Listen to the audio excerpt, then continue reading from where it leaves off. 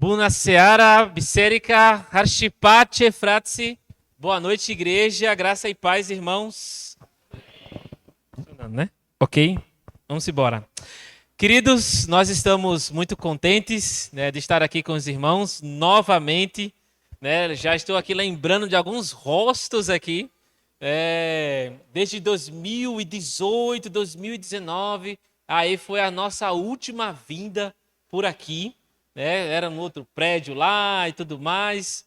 E assim, queremos agradecer a Deus, né, pelos irmãos estarem acompanhando a nossa vida, a nossa história, nosso ministério, né, desde quando aí sonhávamos, né, ir para a Romênia para trabalhar ali com ciganos. Os irmãos conhecem muito bem como foi essa nossa jornada até chegarmos, enfim, a pisarmos lá definitivamente. Os irmãos acompanham aí a nossa história. Teve os reviravoltas de Deus na nossa vida, que nos impediu de chegar no tempo que a gente queria, mas em tempo oportuno, Deus está a nos conduzir. E muito obrigado aí por suas orações. Amém?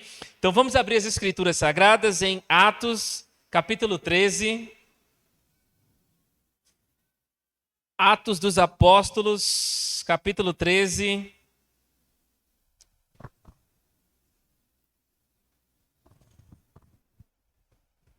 Versículos de 1 a 5.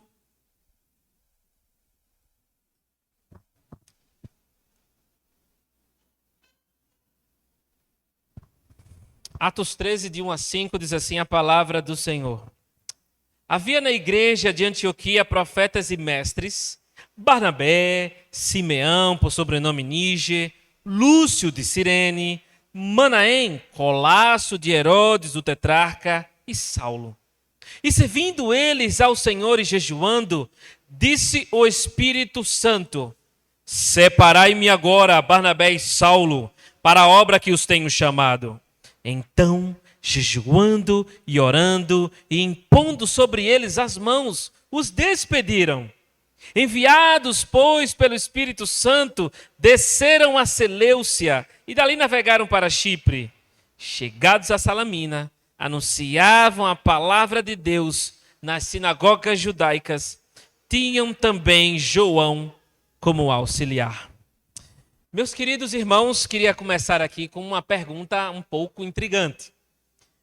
Imagine vários colegas nossos, né, já adentraram em vários campos, tipos de campos missionários transculturais e já se depararam com a seguinte pergunta: o seu Deus fala a sua língua, missionário, mas o seu Deus não fala a minha língua. Olha só, esse tipo de pergunta existe em relação à tradução bíblica, os textos bíblicos, porque mais de 17% das línguas que existem no mundo, nem sequer um versículo, nem sequer a língua é grafada. Ou seja, há muitos povos, tribos, línguas e nações ainda que precisam ainda desse acesso à leitura, acesso às escrituras sagradas. Então, volta e meia, né, desde sempre, vários colegas nossos já nos relataram esse tipo de circunstância constrangedor, né, esse tipo de pergunta que não é fácil de se responder. Imagine isso sendo perguntado a você. Imagine, como é que você responderia um negócio dessa magnitude? Uma pergunta tão intrigante como essa. Meus queridos irmãos, voltando aqui para o texto, o livro de Atos dos Apóstolos nós bem conhecemos, nós bem sabemos, 30 anos de história da igreja, ali desde a ascensão de Jesus até a primeira prisão de Paulo em Roma. Ali também temos o versículo 8 de Atos 1, onde é considerado o resumo da história do povo de Deus ali em Atos. Os primeiros 30 anos resumidos em versículos: mas recebereis poder ao descer sobre vós o Espírito Santo e ser-me-eis testemunhas, tanto em Jerusalém como em toda a Judéia e Samaria e até aos confins da terra. E a partir de então, muitos passam a pregar realmente o evangelho do reino, mas para judeus espalhados ao longo do Império Romano.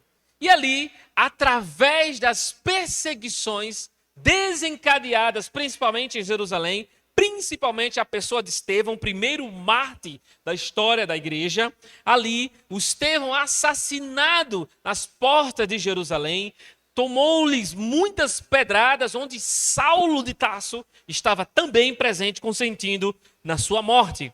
E a partir dali, muitos se espalharam, muitos seguiram para o norte, muitos seguiram para o oeste, sul, leste, enfim, correndo das perseguições e anunciando o evangelho do reino em várias comunidades, em vários povos, em várias aldeias, em vários vilarejos. Eles estavam comunicando a mensagem do evangelho, o porquê que eles estavam realmente sendo perseguidos, por causa do nosso Senhor Jesus Cristo. Então o evangelho avança e chega numa cidade chamada Antioquia, mas da Síria. Tem duas Antioquias na Bíblia, uma é da Psídia, na Ásia, mais no norte, e a outra é a da Síria, mas ali na região da Palestina. E então, o evangelho chega lá através de pessoas comuns, de pessoas simples, de pessoas até iletradas, mas cheias da graça de Deus e do vigor do Senhor para comunicar a mensagem eterna do reino. A cidade de Antioquia da Síria era a terceira maior cidade do mundo na época. Era uma cidade cosmopolita, onde havia pessoas de vários povos, várias nacionalidades, várias comunidades étnicas distintas, de línguas distintas, e ali, com 500 mil habitantes, somente atrás de Roma e de Alexandria, estava aquela grandiosidade de cidade naquele mundo romano, ali na época, e ali se estabelece uma igreja do Senhor Jesus. Ali se consolida a igreja nos confins da terra, ou seja, era como se fosse assim, o início dos confins da terra. É a partir daquela igreja de onde se vai se tornar um grande boom missionário para as várias partes do mundo, e é a partir dela que aí que vai se consolidar esse evangelho poderoso ali naqueles povos longínquos, aqueles povos que precisavam da mensagem do reino, da mensagem que Jesus havia ordenado que chegasse aos confins da terra. Mas muitos, por um entendimento errôneo, passaram a comunicar somente a hebreus espalhados para outros lugares. E em Antioquia da Síria, os gentios de fato, uma igreja gentílica de fato conhece a Cristo. E então, os apóstolos ficam sabendo em Jerusalém, manda Barnabé lá para ver o que está acontecendo. Barnabé volta com a boa notícia, o evangelho chegou entre os gentios oficialmente, e aí o Barnabé vai buscar Saulo lá em Tarso, na Cilícia, e vai passar um ano com Barnabé ali naquela igreja, treinando líderes, discipulando as pessoas. Só que aqui, quando Barnabé vai buscá-lo, Paulo já havia sido convertido pelo Senhor há 10 anos já. Então, o tempo havia se passado e o Senhor transformou um coração de um perseguidor num perseguido. E assim, ele passou a ser agente integrante daquela igreja cosmopolita, aquela igreja que era multifacetada, de várias nacionalidades, vários povos, culturas ali. Então, eles voltam para Jerusalém para socorrer e ajudar os irmãos e retornam para Antioquia da Síria, e é onde Lucas começa a relatar como era essa igreja. E nós vamos tratar a respeito dessa noite uma igreja missionária. E mais especificamente, algumas características de uma igreja missionária. Então, irmãos, em primeiro lugar, primeira característica, segundo o texto aqui, é a diversidade. Em segundo lugar, espiritualidade. Terceiro e último lugar, parceria. Em primeiro lugar, irmãos, está no verso 1, havia profetas e mestres. Lucas faz questão de mostrar que havia dons espirituais sendo manifestados ali naquela igreja para a edificação dos irmãos, para crescimento natural, sadio do corpo de Cristo, e ao mesmo tempo ele traz a informação de que havia ali algumas lideranças pontuais de vários povos distintos. Temos aqui uma diversidade de dons e uma diversidade de pessoas. Temos aqui o Barnabé, que é um europeu natural do Chipre, um levita. Temos aqui também Simeão, por sobrenome Níger. Níger é negro. Alguns consideram que esse mesmo Simeão é o mesmo Simão de Cirene, o mesmo Simão Cirineu que ajudou a Jesus a carregar o madeiro. Também está aqui o Lúcio de Cirene, também do norte da África. Aqui também o Manaém, Colasso de Herodes, o tetrarca. Ou seja, o Manaém era um aristocrata que foi criado com reis, com a dinastia herodiana. Mais especificamente, o Herodes que mandou matar o João Batista. Ele foi criado junto com esse Herodes já quando criancinha. E veja quantos destinos distintos tomaram a vida de cada um deles. E aqui o Manaém integrando uma igreja séria, uma igreja missionária. Está aqui também o Saulo, por último, e Saulo. Nós sabemos que ele é aquele hebreu de hebreus, era fariseu, era uma pessoa letrada, estudada, enfim, o irmão Saulo, o mesmo nome, Saulo, Paulo, é a versão aramaica, Saulo, a versão grega, Paulo. Agora, irmãos,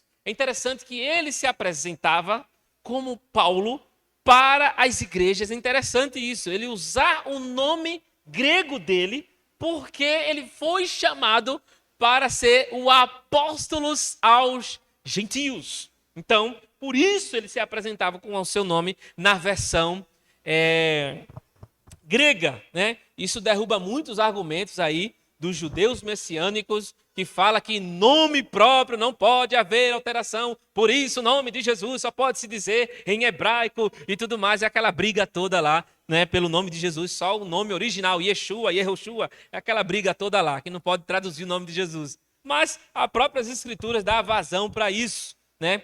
Então, aqui está consolidada uma igreja diversa, que trabalha em diversidade e reconhece que isso é obra do Senhor, que foi feito pelo Senhor. E o interessante, irmãos, que a diversidade da igreja do Senhor, ela é uma diversidade que está na eternidade do próprio Deus. O próprio Deus é inspiração para a diversidade da igreja. Como assim?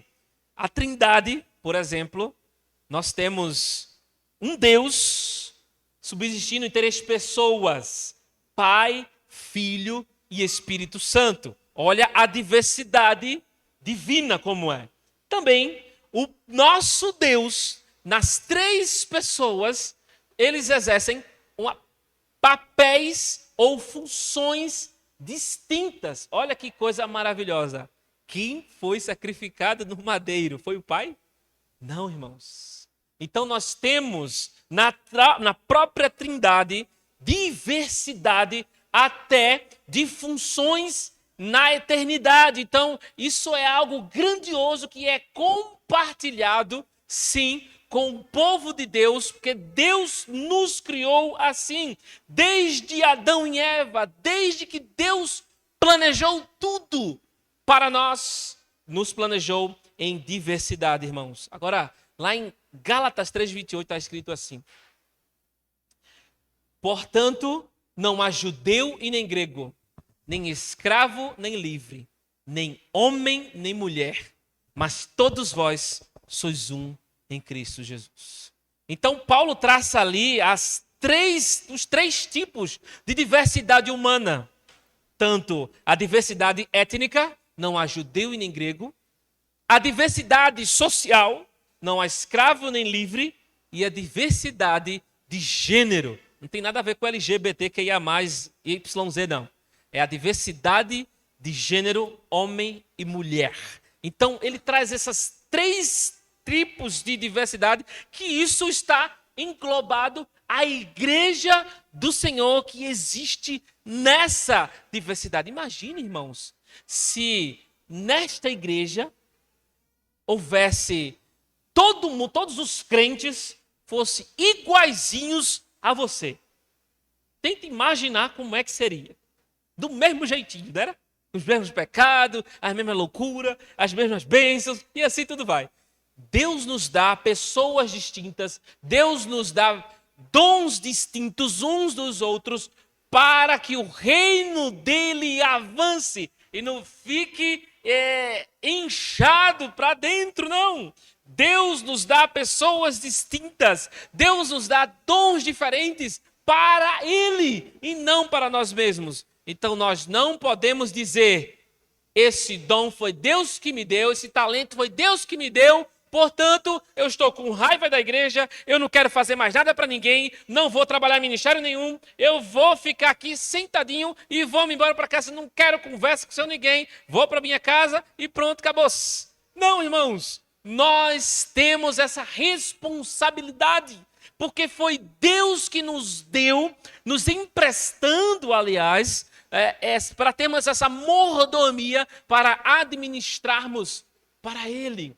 Deus lhe deu irmãos diferentes, dons diferentes, para que o reino dele avance e não fique estagnado. E assim, meus queridos irmãos, vamos continuando aqui. Em segundo lugar, diversidade, algumas características de uma igreja missionária. É interessante que no versículo 2, em segundo lugar, espiritualidade. Na primeira parte do verso 2, ele diz que e servindo eles ao Senhor e jejuando.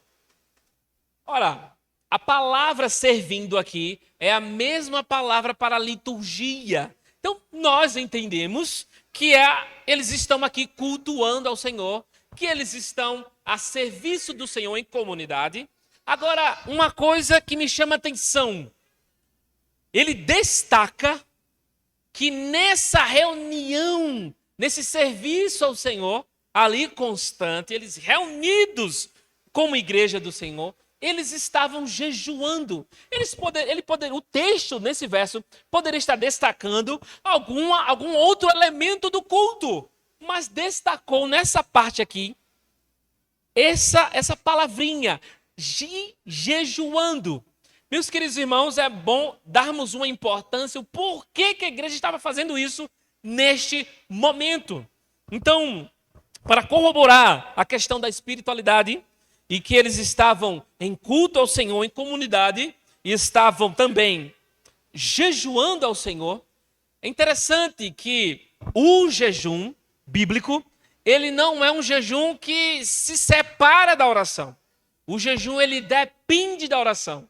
Ora, oração sem jejum é uma mera dieta. Fato. Estou jejuando. Sim, mas e a oração? Cadê? O jejum é um acessório, é um acompanhante fiel da oração.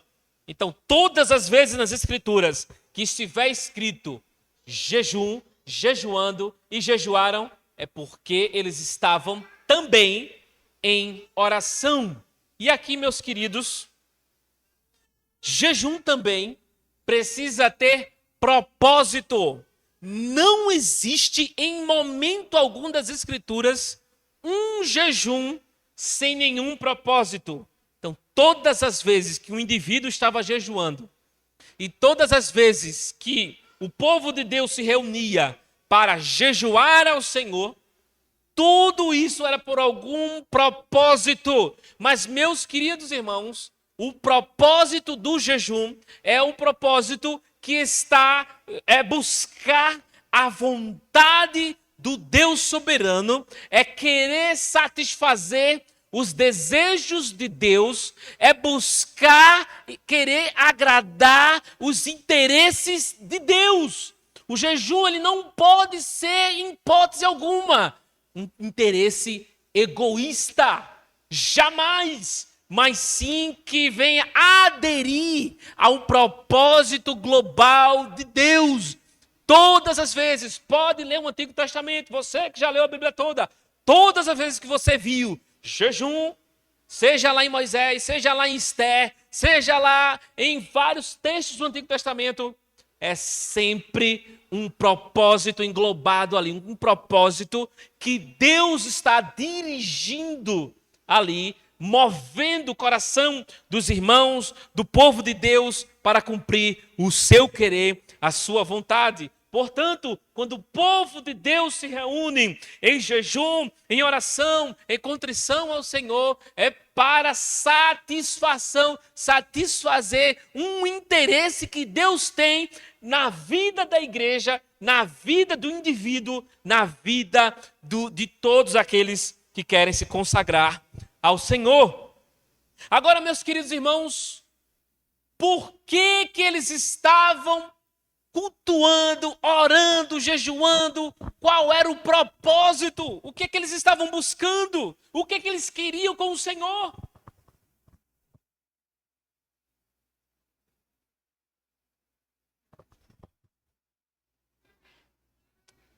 Lá em Isaías, capítulo 6, versículo 8, você bem sabe, e uma voz do trono dizia: a quem enviarei?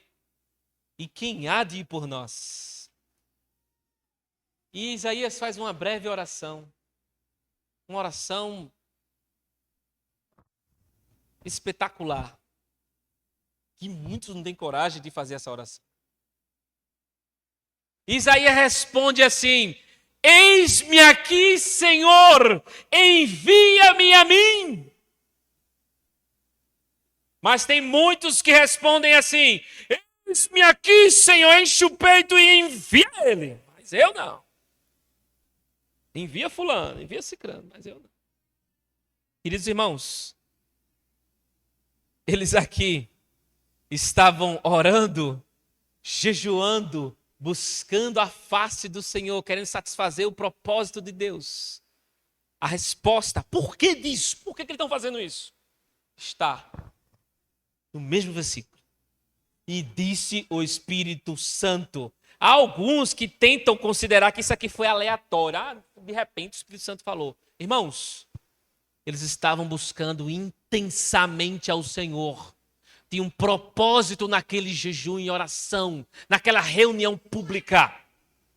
Estavam buscando a Deus intensamente. Porque, queridos, jejum significa que eu não me apego, eu não quero, eu não dependo da comida ou da bebida para viver.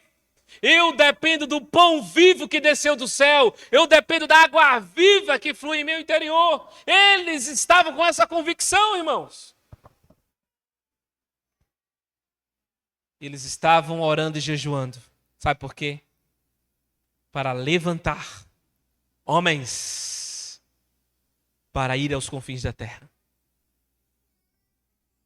Você e eu, como igreja do Senhor, precisamos orar, cumprir o que Jesus mandou.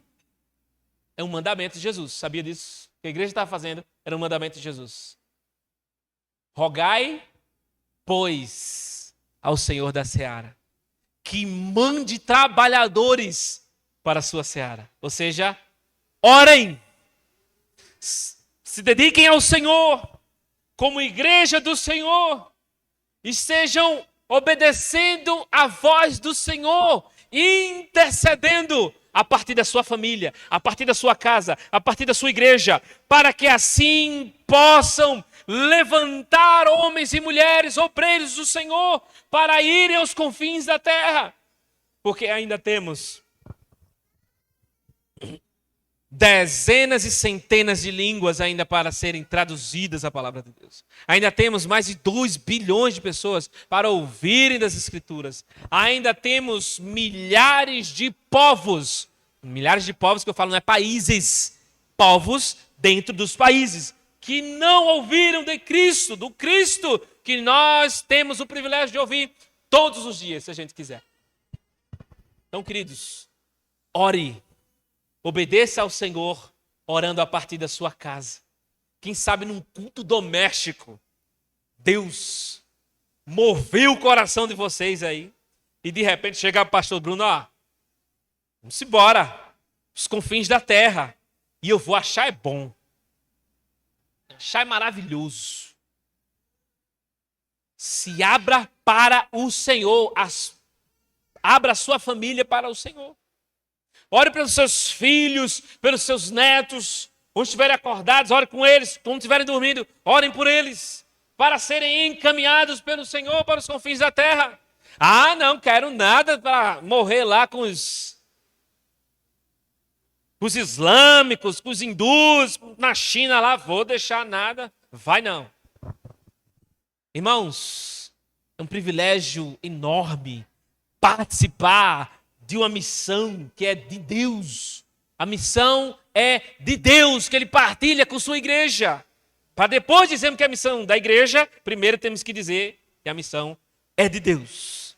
Então, dentro dessa missão global que Deus tem, de tudo redundar em sua glória, Ele quer se utilizar de pessoas simples, de pessoas que o digam com o coração quebrantado: Senhor, tem misericórdia de mim, envia-me, Senhor, eu quero ser um instrumento poderoso nas suas mãos. Porque, queridos, aqui no verso 2, quando ele diz: e separai-me agora, Barnabé e Saulo, para a obra que os tenho chamado, isso também quer dizer que Deus quer levantar pessoas para trabalhos específicos em suas respectivas igrejas. Porque a urgência do reino é grande. Então, Deus quer que o seu povo ore por isso.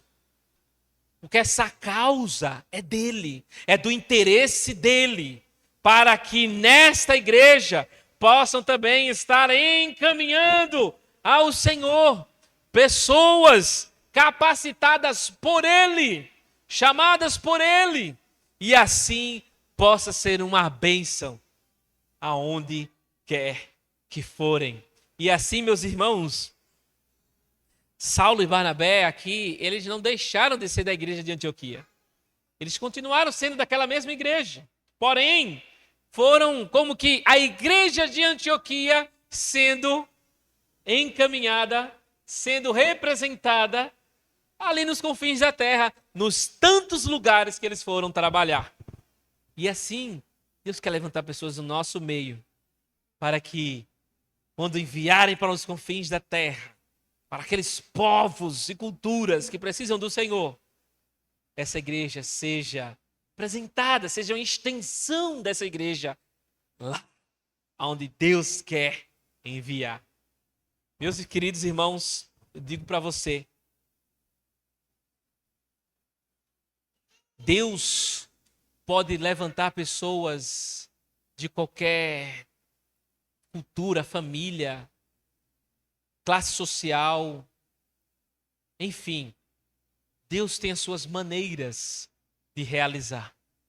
E digo para você, me permita um breve testemunho, onde entre 2006 e 2007, quando no bairro de Santo Amaro, no Recife, era o pior bairro, o pastor já esteve lá no Recife, e certamente já ouviu falar desse bairro de Santo Amaro, e já ouviu falar no bairro, todo mundo já disse, baixa que é bala, porque era um bairro muito perigoso, ele já conhece, era muito perto da igreja lá onde ele serviu, e ali a guerra do tráfico imperava, terrivelmente, e eu era adolescente na época, 15, 16 anos de idade mais ou menos. Ali houve um avivamento daquele bairro, mas como assim?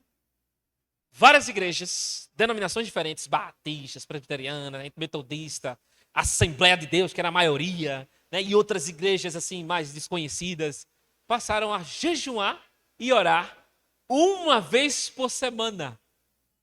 Uma vez por semana, cada igreja aí fazia do seu jeito lá, jejum e oração. O povo passava o dia na igreja, orando e jejuando. Porque a guerra do tráfico estava intensa. Terrível era a guerra. Meus queridos irmãos, e digo para você, aquilo ali não foi em vão. Não foi. Foi algo do interesse de Deus. Porque no dia 26 de setembro de 2007, numa quarta-feira à noite, este grande pecador que está falando nessa noite foi resgatado do meio daquela loucura que estava acontecendo naquele bairro. Então Deus fez a sua obra na minha vida através daquele povo, através da igreja do Senhor, está diante do Senhor, buscando a face do Senhor, para assim fazer com que as trevas dissipem e a luz reine. E assim, meus queridos irmãos, muitos dos meus conhecidos e amigos também foram alcançados pelo poder do Evangelho, foram arrancados do meio daquela guerra, daquela loucura toda, e assim o Senhor fez grande obra, e posso testemunhar para você que tem muitos deles ainda, ainda hoje, que são pregadores do Evangelho da graça do Senhor. Então, meus queridos, vamos nos dedicar a essa espiritualidade que Deus nos deu para servirmos para Ele, para a glória dEle, para que Ele manifeste em nosso meio. Primeira característica da igreja missionária é diversidade, tanto de dons como de pessoas. Segunda característica, espiritualidade, onde Deus quer que o seu povo se consagre, quer que o seu povo combata, quer que o seu povo ore, para que assim venham ser levantados obreiros, homens e mulheres, para o avanço do reino e do evangelho no mundo. E em terceiro e último lugar, parceria, onde ele diz: então, jejuando e orando, e impondo sobre eles as mãos, os despediram. Uma igreja missionária trabalha sempre em parceria, irmãos. Nunca missões se faz sozinho, nunca. Em hipótese alguma. Então, missões é como uma estratégia de combate, uma estratégia de guerra. Nós sabemos disso. Vamos falar um pouquinho disso um pouco mais depois. Então, o povo de Deus, orando, jejuando, consagrando ao Senhor, o Senhor levantou, e agora a igreja, trabalhando em parceria, eles passaram primeiro aqui, na parceria eles estavam jejuando e orando por eles. Ou seja, a oração acompanhada do jejum bíblico, do povo de Deus, é para também resguardar, preservar, e ir junto nesse combate onde aqueles irmãos iriam enfrentar as feras terríveis, como o Império Romano, como os próprios demônios, os ídolos, as falsas divindades, os fariseus e tantos outros grupos que eram inimigos do Evangelho.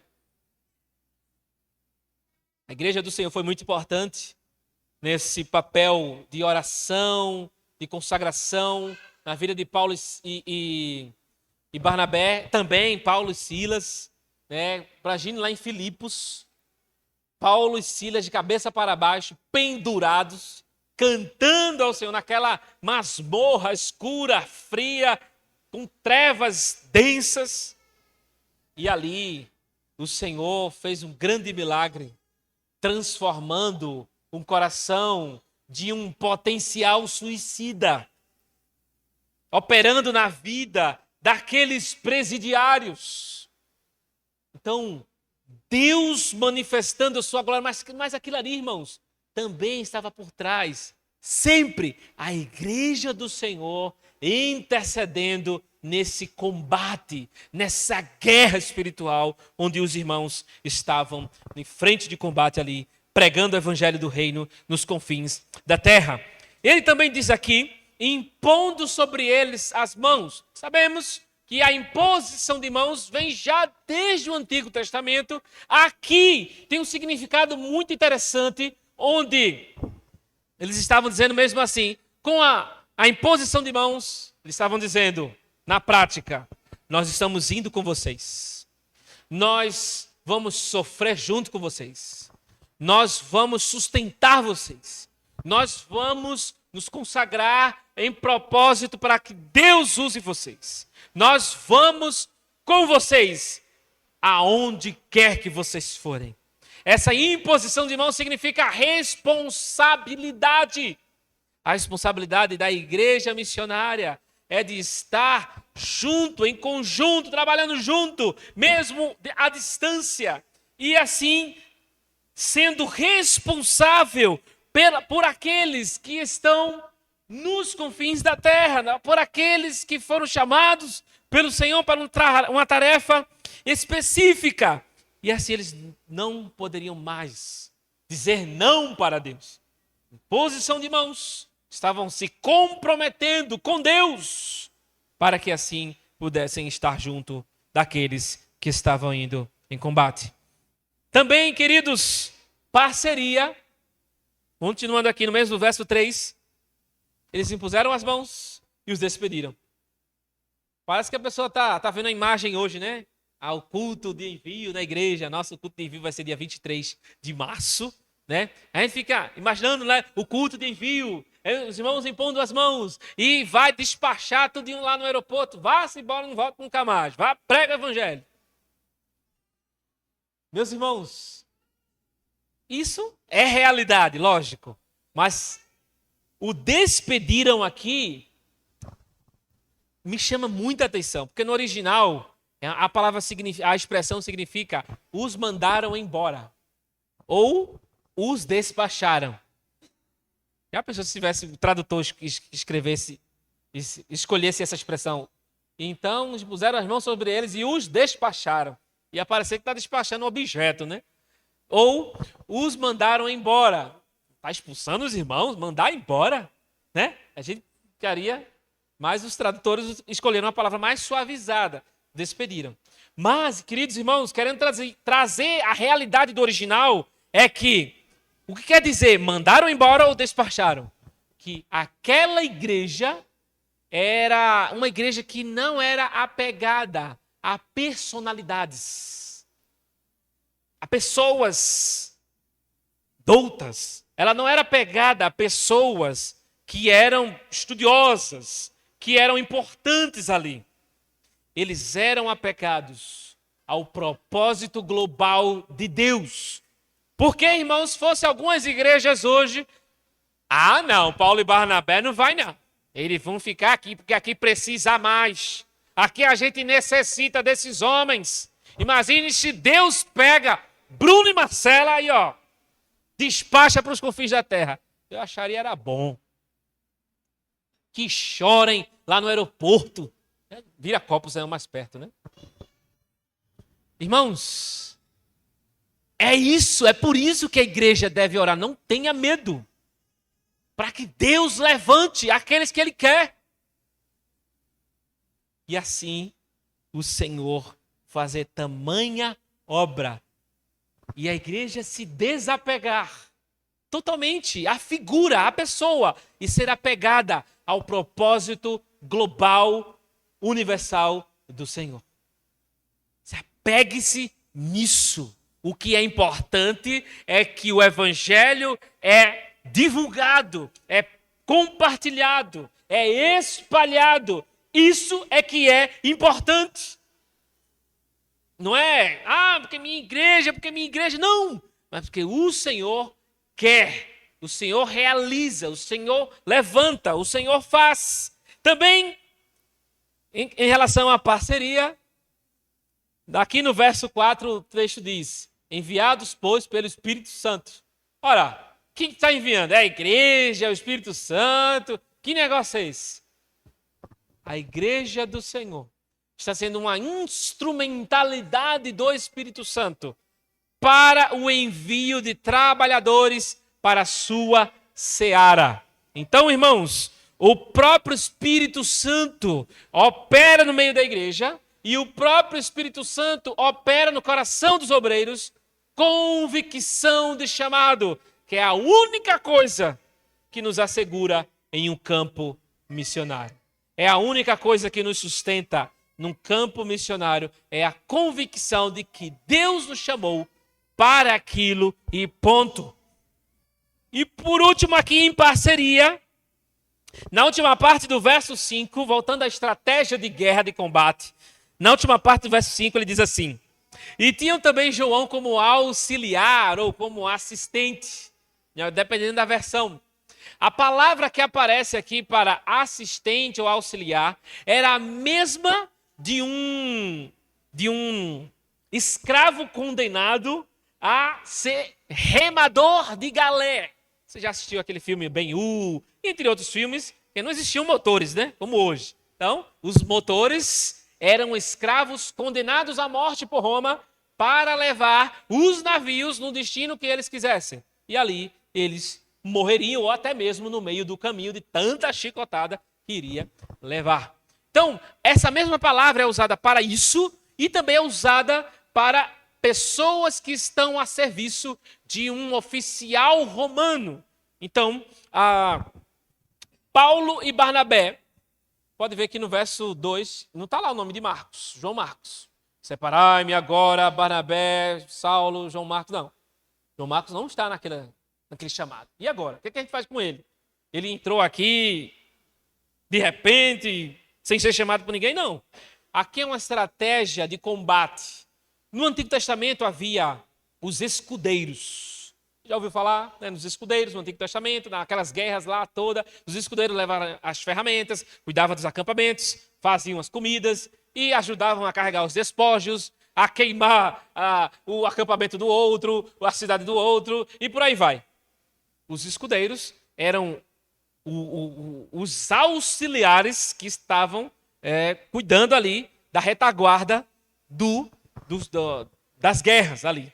Então, quando a Rússia invadiu a Ucrânia, por exemplo, em 2022, nas reportagens, tudo e tal, a notícia era também que era 100 mil soldados de frente, costeando todo a grande parte do país da Ucrânia, e mais 100 mil na retaguarda. Ou seja, nenhum exército sobrevive, consegue avançar sem uma retaguarda. Então, está aqui a igreja do Senhor como retaguarda, está aqui como escudeiro, como auxiliar, como alguém que está também ajudando o João Marcos. Então, o João Marcos ali era uma figura, mas, digamos, um auxílio primário. Ajudar a comprar uma passagem, ajudar a conseguir algum jumentinho, alguma hospedagem, algum irmão que tem alguma hospedagem, enfim, algum pão, comprar algum peixe, comprar alguma coisa, ali auxiliando na questão da mordomia, questões mais materiais e possivelmente ajudando naqueles novos convertidos que estavam ali se rendendo a Cristo e ajudando ali num possível discipulado, por conta aí da sua casa ser também uma reunião de igreja, né? A igreja também se reunia na casa da Maria, mãe do João Marcos, não é a Maria, mãe de Jesus. Então, enfim, João Marcos é uma figura que você e eu também podemos nos enquadrar, de estar em parceria e trabalhando, auxiliando aqueles que estão a serviço do Senhor em frente de combate. Então, tanto na retaguarda como a igreja, trabalhando em parceria, como também nesse auxílio primário, a igreja do Senhor, você como indivíduo, você também pode ter parte nisso, na missão de Deus, na missão da igreja, na sua missão que Deus lhe deu, de acordo com os seus dons espirituais, de acordo com a sua realidade local, de acordo com a sua experiência de vida. Sim, você pode também ser essa instrumentalidade do Senhor na missão que é dele. Então, como igreja do Senhor, trabalhamos em diversidade, exercemos a nossa fiel espiritualidade para o avanço do reino e trabalhamos sempre em parceria para o avanço do Evangelho do Reino, em nome do nosso Senhor Jesus Cristo. Amém. E vamos orar. Pai querido, Pai bendito, Pai celeste, que o Senhor realize os teus feitos na vida desta igreja, que o Senhor, em nome de Jesus, levante obreiros a partir desta igreja, a partir desta casa de oração, que em nome de Jesus o Senhor venha despertar famílias, homens, mulheres, jovens, até crianças, para assim ser instrumentos poderosos nas mãos do Senhor, aqui nos confins da terra. Que o Senhor faça prosperar a vida desta igreja em todos os sentidos, para que eles possam também trabalhar em parceria com os teus servos ao redor do mundo. Em nome de Jesus, opera no coração dessa tua igreja, para a glória do teu nome. Te agradecemos em nome de Jesus. Amém.